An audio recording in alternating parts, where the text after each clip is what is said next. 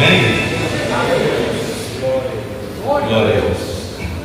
Queridos irmãos, nos sugeriram uma temática e eu nem pedi permissão ao Alisson para não falar no tema sugerido, no assunto sugerido. Eu não sou especialista em escatologia, mas a gente tem aí uns 50 anos ou mais só de caminhada como cristão. A gente sabe alguma coisa, a gente sabe lidar com essa temática. Mas ao longo dessa semana, ardeu no meu coração falar com os irmãos acerca de um assunto, e eu quero ser fiel àquilo que eu entendo que o Senhor colocou no meu coração e compartilhar com os irmãos essa palavra. Eu quero fazer menção aqui também que eu tenho um grande amigo, a gente só não é amigo de infância porque ele é muito mais novo que eu, que é o Léo, né? Provavelmente fui adolescente quando eu era jovem, já era adolescente, e as meninas dele aqui, né? Congregou com a gente ali na Nova Mangueira durante muitos anos. A mamãe dele é a dirigente do ciclo de oração de lá ainda, né? Uma mulher de Deus extraordinária, uma Mira, né? É uma bênção. Então passo menção no nome do Léo que eu não podia deixar de fazer, né? Queridos, eu queria que vocês abrissem comigo, não precisa ficar de pé, não. É um texto extremamente conhecido de vocês, está no livro do Eclesiastes. Provavelmente vocês já vão dizer, capítulo 2, versículo 1, né? É por aí. É um texto que me é apaixonante e eu gosto sempre disso. Eu tenho estado muito pouco com jovens, já está caminhando com uns 15 anos que eu estou dirigindo congregação, mas eu só ficava ligado em jovem e adolescente. Até os 40 anos, andando com jovem e adolescente, eu me sentia com 18. Aí, nos 40 e poucos, a ficha caiu, mas caiu assim com muita força, né? E aí eu falei, gente, eu não sou jovem. Eu já tinha aí uns, acho que eu já tinha uns 3 filhos, já eram todos pequenos. Mas a ficha caiu, não sei porquê, não voltou, né? Então, não estou me sentindo velho, mas também não estou me sentindo garoto. Quando eu subo as escadas da minha casa, eu sei que eu não estou. Mas é isso.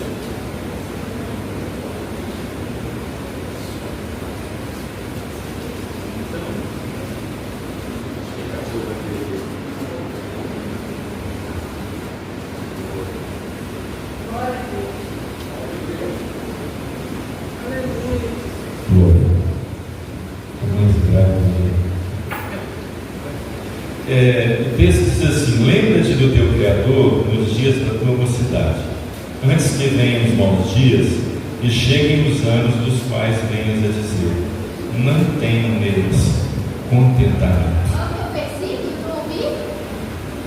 Eclesiastes 12, versículo 1. 12. Só fazendo uma ressalva, viu, irmãos? Ela não se importa, mas a área ela é altíssima. E ela congrega comigo lá, e ela é uma bênção. Tem pelo menos 7 livros ali que ela trabalha com eles, divulgando, né? E uns 4 ele tem os dedos dela, né? E ela é uma bênção. Lembra-te do teu Criador nos dias da tua mocidade, antes que venham os maus dias e cheguem os anos, dos quais venhas a dizer: não tenho neles contentamento. Esse livro foi escrito por Salomão. Salomão viveu aproximadamente no período do ano de 990 a.C. e acredita-se que ele tenha falecido no ano 931, porque o calendário antes de Cristo ele vem descendo, vem decrescendo, né? Somente depois que ele vira ascendente, né? E ele é tido como o homem mais sábio da Bíblia, mas também é reconhecidamente como um dos homens mais sábios da história da humanidade. E somente depois dele que nós temos relatos de pessoas envolvidas com a área da filosofia, com divulgação de pensamentos, como Sócrates, Platão, Aristóteles. Todos eles são 500 anos depois de Salomão, e muitos deles beberam da fonte da qual Salomão lançou o seu conhecimento, lançou as suas vertentes acadêmicas, né? Para vocês terem uma ideia, Sócrates foi no ano 470 mais ou menos antes de Cristo, Platão 427 antes de Cristo, Aristóteles 380, são todos meio que contemporâneos, ali uma diferença de idade, talvez um discípulo do outro, ou trabalho que tiveram algum contato, mas depois, somente mais recentemente, a partir do ano 1500, nós temos os nomes mais conhecidos da filosofia e também da psicologia, que você tem em 1596 Descartes, que é um nome famoso aí, que todo mundo da área da filosofia conhece, né? Kant, 1724, e Nietzsche, 1884. Por que eu estou falando isso? Porque todas essas pessoas, elas reconhecidamente fizeram menção ou passaram por algum momento pela ideia do pensamento de Salomão. E eu gosto de trazer esse texto quando nós estamos falando para jovens, porque acreditem ou não, eu já fui jovem.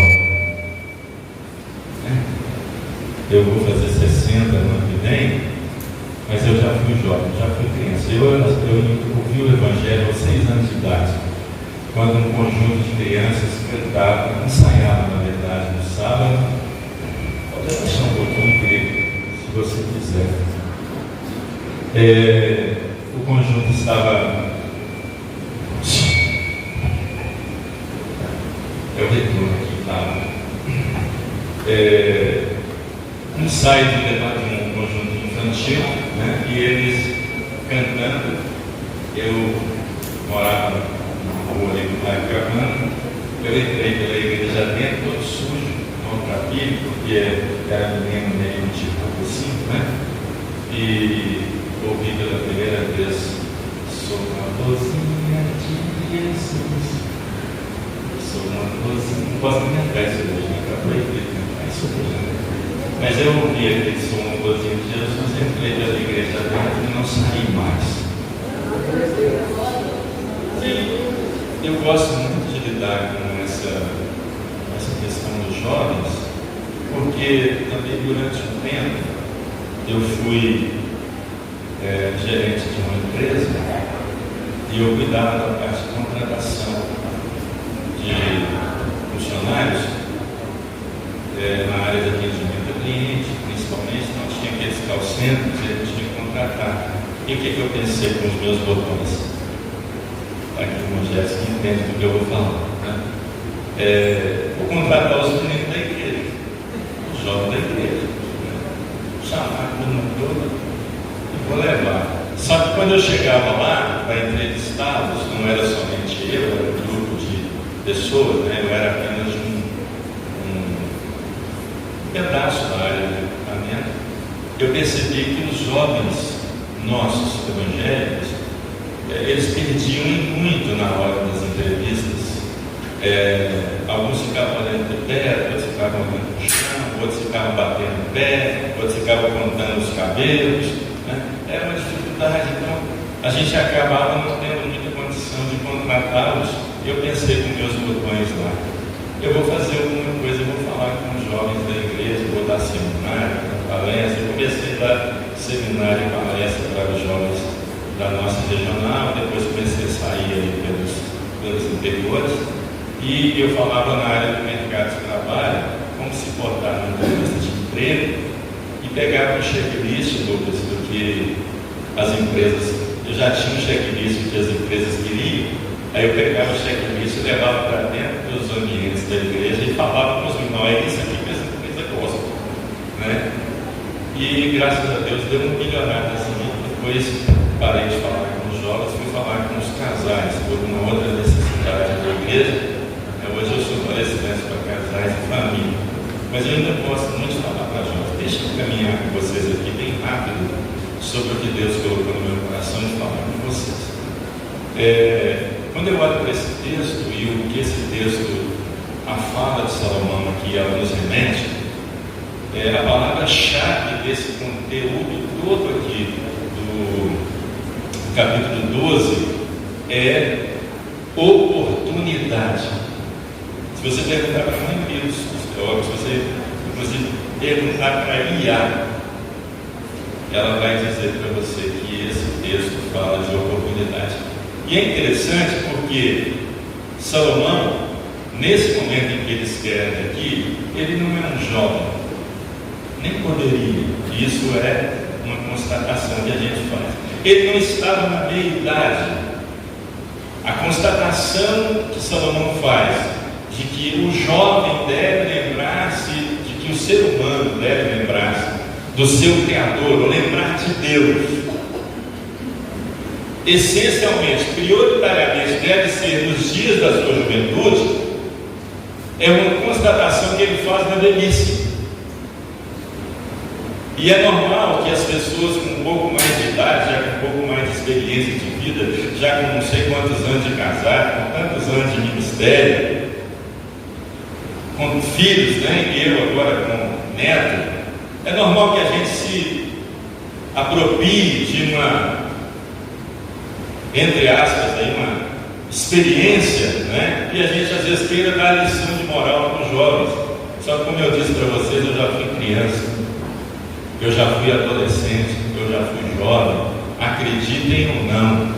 E a minha geração não tinha celular. A minha geração não tinha internet. Internet é menos de 30 anos aí, né? O que a gente fazia? Um monte de coisa. Roubar bandeira, pular carniz, né? Queimada. Era um monte de coisa que a gente fazia aí na rua, né? Mas é natural que nesse tempo da nossa juventude a gente não saiba muita coisa, a gente não viveu muita coisa. Então, o velho pode ser que ele tenha a mesma experiência, nós só não devia se vangloriar disso, mas é normal que depois de uma certa quantidade de tempo de vida, que a gente tenha experiência. E se a pessoa viveu 20, 30, 40, 50, 60 anos, e ela não tem experiência, não aprendeu nada também, não viveu. E é bom que a gente, nessa nossa idade, que a gente seja bons conselheiros. Só que Salomão, ele viveu uma vida muito boa, uma juventude muito boa. Ele foi reconhecidamente uma das pessoas mais inteligentes, mais sábias, mais poderosas. A rainha de Sabá, quando chega, ele governando Israel, quando ela chega lá, ela fala assim: eu estou boquiaberta, porque é muito maior a tua sabedoria, né, tudo que você faz do que me falaram. Ela ficou surpresa com tudo, todo mundo ficava surpresa com a sabedoria e com a forma como ele administrava, tudo que ele punha a mão era muito bem sucedido. Mas do momento em que ele assume o reinado, até o momento em que ele se distancia de Deus, até o momento em que a fama, até o momento em que o dinheiro, até o momento em que as mulheres e tudo aquilo que o dinheiro e a fama vem como consequência atrás, e ele se desvia da presença de Deus. Aí quando ele se assenta para poder fazer as contas, ele percebe, e ele fala a frase célebre: debaixo do céu tudo é vaidade. E eu estava analisando essa palavra vaidade no contexto hebraico, Ele estava falando assim, vaidade de cuidar da aparência, de dar um trago no cabelo, de usar roupa da mão. Ele não estava falando disso não. Ele estava falando assim, debaixo do céu tudo é efêmero, debaixo do céu tudo é fútil. E aí ele traz esse conselho extraordinário que eu quero compartilhar com vocês aqui. Ele diz assim: lembra-te também do teu Criador nos dias da tua mocidade. E eu quero ressaltar que a palavra também, que quando eu fui pesquisar, me chamou a atenção essa palavra também. Ele diz: lembra-te também, eu poderia ter dito assim, lembra-te do teu Criador, mas ele coloca a palavra também. E essa palavra também faz um link com o capítulo 11, o versículo 9. O que diz o capítulo 9? Diz assim: olha, jovem, curta a vida, viva arregaladamente, faça tudo o que você puder fazer e siga o conselho e o curso do seu coração. O 11 e o 9, mais ou menos assim. E aí sabe o que acontece? Ele fala tudo isso. Se a gente pegar textos isolados, pegar só esse pedacinho, a gente vai falar assim: pode estar na Bíblia, a gente pode curtir tudo, a gente pode ir para a balada, a gente pode ir para o funk, a gente pode estar mandando aproveitar a vida. Só que ele fecha o versículo 9 dizendo assim: mas saiba de uma coisa, Deus vai trazer a juízo tudo que você fizer. Então pode curtir, pode aproveitar, pode fazer o que você quiser, pode viver regaladamente, pode até se esquecer de Deus, como diz um forrozinho lá do Nordeste. Você pode fazer um monte de coisa, você só não pode encontrar com Deus. Porque o dia que você tiver um encontro com Deus, vivendo dessa maneira, Deus que é amor, o Deus que é maravilhoso, o Deus que é extraordinário, é Deus de justiça. Ele vai mandar o juízo sobre isso. Toda escolha tem consequência, toda decisão tem consequência, e Deus deixa nas nossas mãos decidir o que fazer.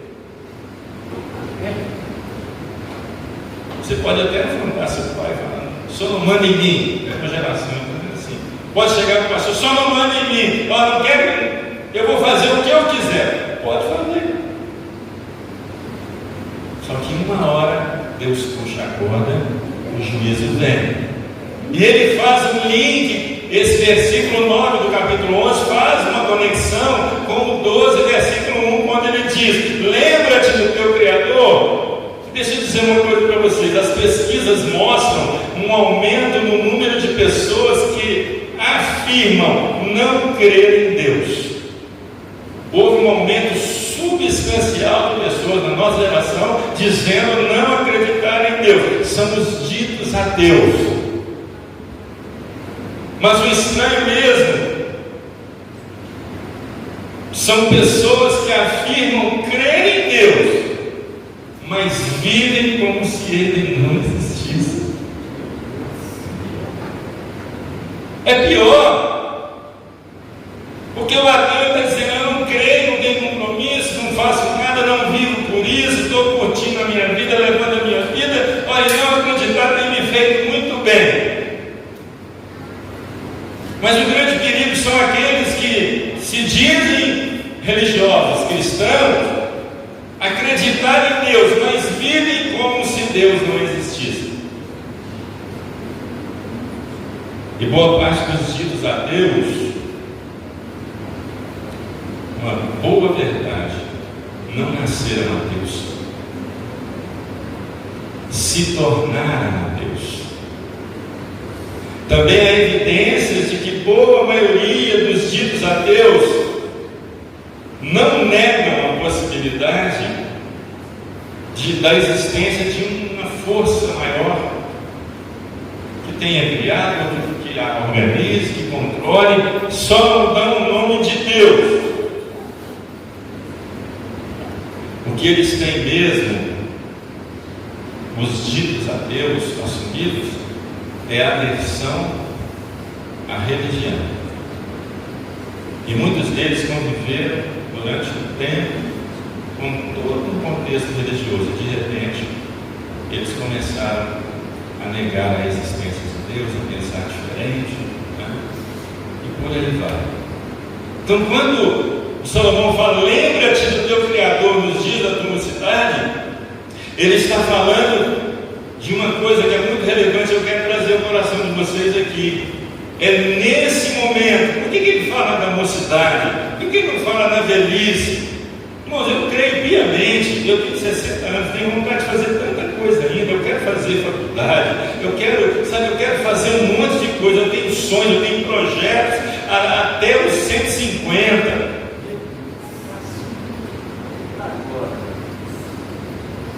E eu quero me ter saudável para poder fazer um monte de coisa. Eu tenho projetos. Pode ser que eu não acorde amanhã, mas eu tenho sonhos, eu tenho projetos. A gente precisa ter. Então não há problema. Essa mensagem poderia estar direcionada aos anciãos do povo.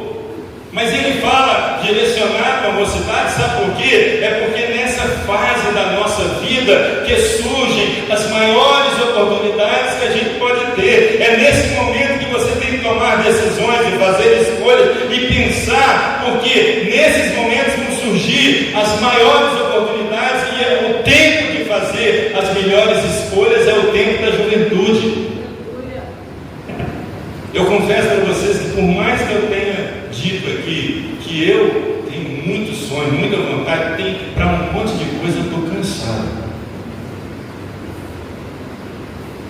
Um monte de coisa. Eu já vivi muita coisa. Mas eu ainda tenho sonhos novos, eu ainda tenho desejos novos, eu tenho muita coisa que eu quero fazer, principalmente no reino de Deus, na obra de Deus, eu quero fazer muita coisa. Mas eu não tenho mais a mesma força que vocês têm, eu não tenho mais a mesma energia que vocês têm, eu não tenho nem mais a saúde que vocês têm. Então vocês precisam entender que o conceito da parte de Salomão, não somente para lembrar do Criador, para viver uma vida intensa com Deus nesse tempo de juventude de vocês, mas também, voltando para a área material, para a área secular, vocês precisam pensar em algumas coisas.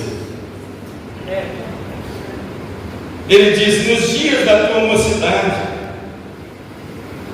porque eu gosto de falar do lado positivo, mas eu não consigo falar só do lado positivo e não pensar em coisas que acontecem nesse período que podem acabar com o sonho das pessoas.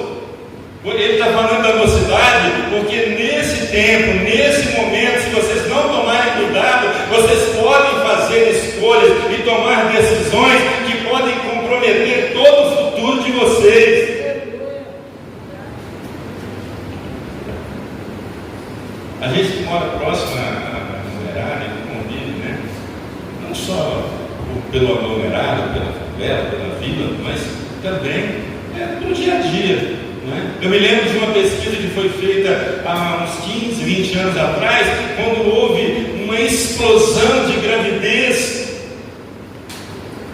na adolescência, e a Organização Mundial de Saúde ficou preocupada com essa explosão no mundo, não era só no Brasil, de meninas com 12, 13 anos engravidando, 13, 14, e eles fizeram um estudo. Eu vou trazer o resultado do estudo, mas primeiro eu quero falar com vocês sobre isso, comprometimento do futuro, quando algumas meninas e alguns meninos tomaram uma decisão e fizeram escolhas erradas nesse tempo, e por causa disso, uma gravidez indesejada num tempo em que elas deveriam estar ou brincando de boneca, ou estudando, ou se preocupando com a formação delas para o futuro, ensino médio e pensando em faculdade, preparando todo o futuro. Elas se comprometeram com uma gestação que mudou a vida delas. A partir de agora elas são mães, e às vezes, muitas vezes, o menino some, abandona, e ela vira mãe solo ainda na adolescência, e é a avó que tem que ajudar a cuidar. Então compromete o futuro dela, compromete o futuro da família, compromete um futuro extraordinário que ela poderia ser. Já não pode estudar da mesma maneira. mês, já não pode mais pensar na faculdade, o futuro inteiro comprometido por uma decisão errada, impensada, quando? Na juventude. Há que se refletir sobre isso. Há que se pensar nisso. É disso que Salomão está falando. Não é só do aspecto religioso. Lembra de Deus, vem servir a Deus, vem dar sua juventude para Deus. Não, isso tudo é muito importante, mas a nossa vida não é somente aqui. A nossa vida é aqui, é lá fora, é na escola, é na nossa casa, é na nossa rua, por onde a gente vive tudo de uma maneira muito orgânica. E às vezes a pessoa se entrega para a obra, para Deus, vai estar tudo bem, mas tem um comprometimento lá na vida lá, escolar, na vida da família, e sem contar alguns abusos, alguns traumas que a pessoa pode ter nessa fase, que compromete o futuro dela em tudo, compromete às vezes um casamento futuro.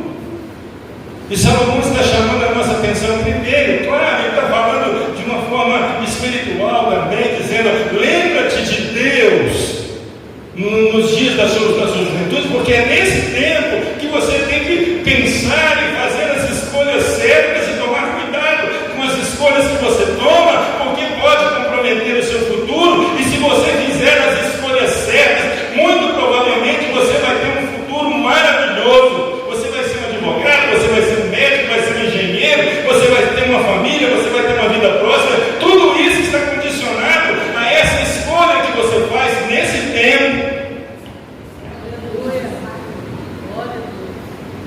Obrigado, irmão.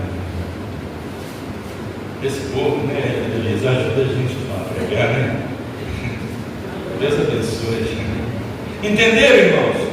Eu não vou prolongar mais aqui, mas Deus colocou essa palavra no coração. Eu já até falei isso aqui no João Pinheiro, lá atrás, em um outro momento, eu já falei disso, né? Eu falei, vou voltar lá, mas é uma outra geração, é um outro povo, é um outro grupo que está lá, então eu vou falar de novo, mas o Senhor me apertou muito isso. Então eu estava dizendo, olha, cuidado com o que você está fazendo com a sua juventude. Existem duas perguntas que a gente precisa fazer, ou que a gente vai fazer ao longo da nossa existência, e eu já estou caminhando para encerrar aqui. Eu queria citar essas duas perguntas aqui. A primeira você tem que fazer, e faça de preferência hoje, faça ainda agora a primeira pergunta, porque dependendo do que você fizer a partir dessa primeira pergunta, talvez você não precise fazer a segunda. Qual é a primeira pergunta, pastor? O que eu estou fazendo com a minha vida? Ou o que eu estou fazendo na minha vida? Faça essa pergunta para você mesmo, faça uma reflexão, ou faça uma análise, se for possível, escreva no papel. O que eu estou fazendo na minha vida? Faça uma análise do que você está fazendo, faça essa pergunta, sabe por quê? Se você fizer essa pergunta agora, num bom tempo, num bom momento, sabe o que vai acontecer? Você vai poder analisar o que você está fazendo, você vai poder mudar, dar uma nova direção para a sua vida, você vai poder direcionar para o caminho certo, você vai poder caminhar por uma estrada legal, fazendo essa pergunta, né? Você vai refletir, se não está legal, você muda o itinerário, se está legal, você continua e esforça mais. A primeira pergunta é, o que eu estou fazendo com a minha vida? E dependendo do que você fizer, do direcionamento que você der para a sua vida, por conta dessa primeira pergunta, você não vai ter que fazer a segunda. Sabe qual é a segunda? É aquela que a gente coloca as duas mãos na cabeça e arranca uma parte dos cabelos, igual eu aqui. Eu não ficarei por causa disso não, mas a gente junta assim dos dois lados. E essa pergunta é desesperadora. Que pergunta que é essa segunda? O que eu fiz com a minha vida?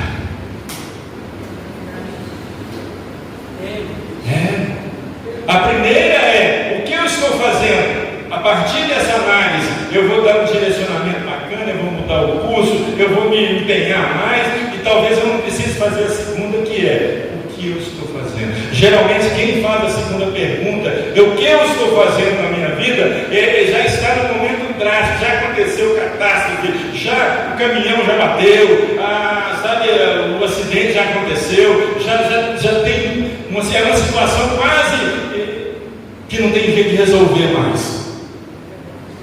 É por isso que Salomão está recomendando: lembra-te do teu Criador, lembra agora. Sai daqui com essa responsabilidade, sabe, de dar alegria para você mesmo, sabe, de criar um projeto de vida para você mesmo.